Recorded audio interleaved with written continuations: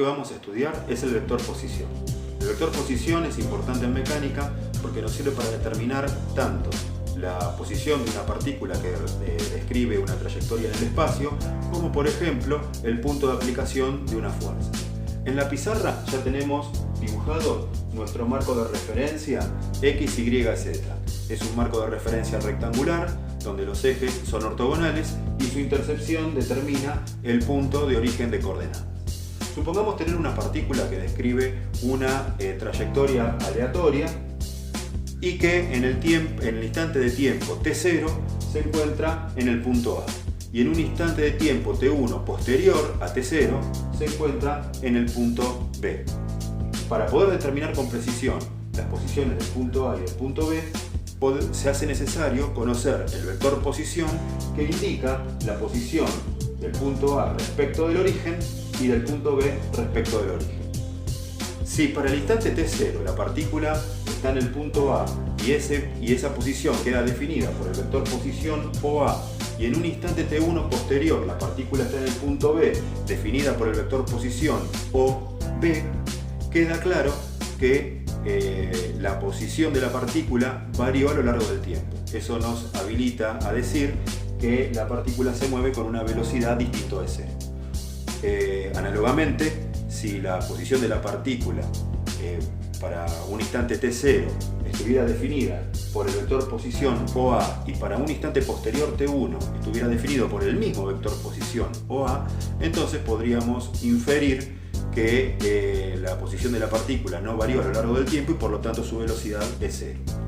En todos los casos, para definir exactamente el vector posición OA, necesitamos conocer las coordenadas de los puntos que lo definen. En este caso, el punto de referencia, que es el origen de coordenadas, definido por las coordenadas 0 en X, 0 en Y y 0 en Z, y las coordenadas del punto A, que en este caso han sido dibujadas sobre cada uno de los ejes y tienen valor X sub A, Y sub A y Z sub A. El vector posición R, que es el que señala la posición de la partícula en el punto A respecto del origen, se va a obtener como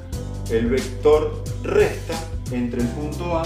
y el punto que elegimos como referencia o origen de coordenadas en este caso. Expresando ese vector posición a través de sus componentes, los valores de las componentes pueden ser hallados como la coordenada X del punto A menos la coordenada X del punto que utilizamos como referencia. Matemáticamente se expresa de esta forma: XA menos X0, y ese valor debe ser multiplicado por el versor Y o vector unitario en la dirección del eje X que nos marca la dirección de esa componente. Asimismo, en la dirección del eje Y, la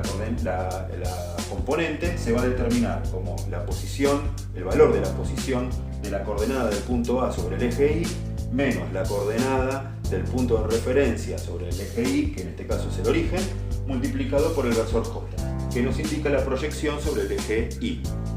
Y de la misma manera, en el eje Z